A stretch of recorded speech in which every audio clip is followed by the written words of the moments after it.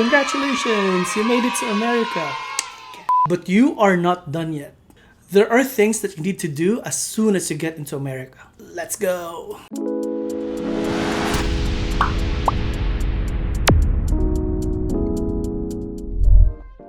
What is up YouTube? This is Keith, your casual teacher. In this video, I will go over the things that I did and wish I knew prior to coming to America. If there is something that I overlooked, feel free to write it in the comments down below. Alright, let's start. First, let's talk about what happens at the port of entry and what to expect.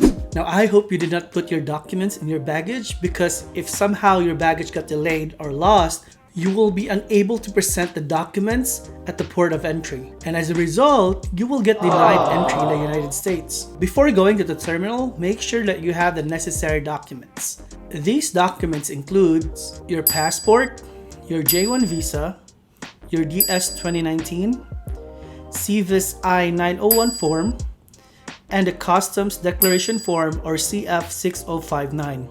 Now, the Custom Declaration forms will be given during your flight by a flight attendant, so make sure you fill that one out prior to departing from the plane. All visitors entering the United States must state the reason why they are entering the country. You will also be asked to provide information about your final destination. It is important that you tell the officer that you will be an exchange teacher there. Be prepared to include the name and the address of the school that you will be participating in. Now, if the officer cannot verify your identity or you don't have all the documents required for entry, you may be directed to an interview, which what they call as the secondary inspection. In the event that the officer needs to verify your participation with your program sponsor, it is highly advised that you have with you the name and the telephone number of your program sponsor. In case you arrive at a non-business hours, let's say in the evening, or let's say a holiday or a weekend, you should also have with you an emergency phone number. Now, once your inspection is successful, the officer will stamp your passport with the duration and date of your entry. You will then update your I-94 or the departure arrival record online.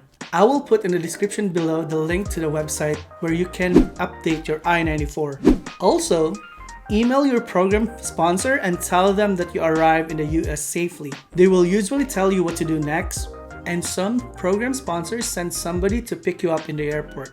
After settling in, I would advise you to take a rest for a day or two. You deserve it. Now, if you arrive in the middle of the school year, let your principal know that you arrive in the US and that you would like to take a day or two for rest. You will be surprised how Americans value health more than anything else. After your deserved rest, it is now time to visit the school.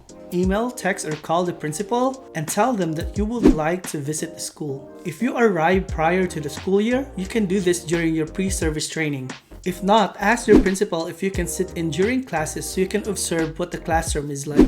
Once you're in the school, talk to your HR or to your supervisor and ask them what kind of certifications they need for you to be able to teach legally in the United States. Also, ask your HR about the fingerprint clearance card. Some schools like ours process this internally. If they don't, you can ask them where you can get it or you can look it up online. Okay. The next one.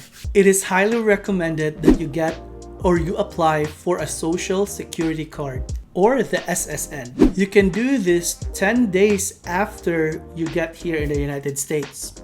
Social security number or SSN are used to report the person's wages to the government and to be able to identify if you are eligible for some of the social security benefits. Many companies such as banks and credit companies will usually ask for your social security number. After application, you will get your card in 2 weeks. Number 7. Open a checking account in any bank. The school will require you to open a checking account because that is where they will put your salary. Again, I wouldn't worry too much about this because regardless of whether you get a checking account or not, the school will pay you on time. The next one is to work on a state ID or your driver's license. You can get this easily by visiting any third-party outlets if you are not in close proximity to an MVD. MVD is like LTO in the Philippines. And they usually close at the same time as your contractual time, meaning you wouldn't have time to visit the office after school. So, third-party outlets can be very useful in our situation because most of them are open until 6 and on Saturdays. Alright, and the last one on my list is to apply for credit cards. Now, contrary to most Filipinos believe, credit cards in America are actually really important. Here, they have a system called credit scores, which predicts how likely you are to pay back a loan on time.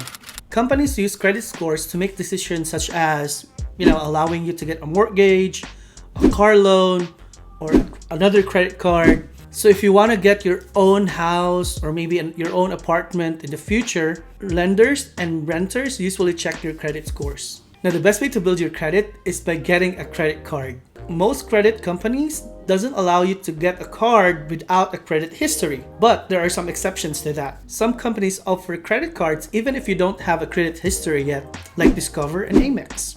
You can use my referral link down below in applying for a Discover card. That way, you can get 100, I can get 100, we can all get 100. It's basically free money once you get approved.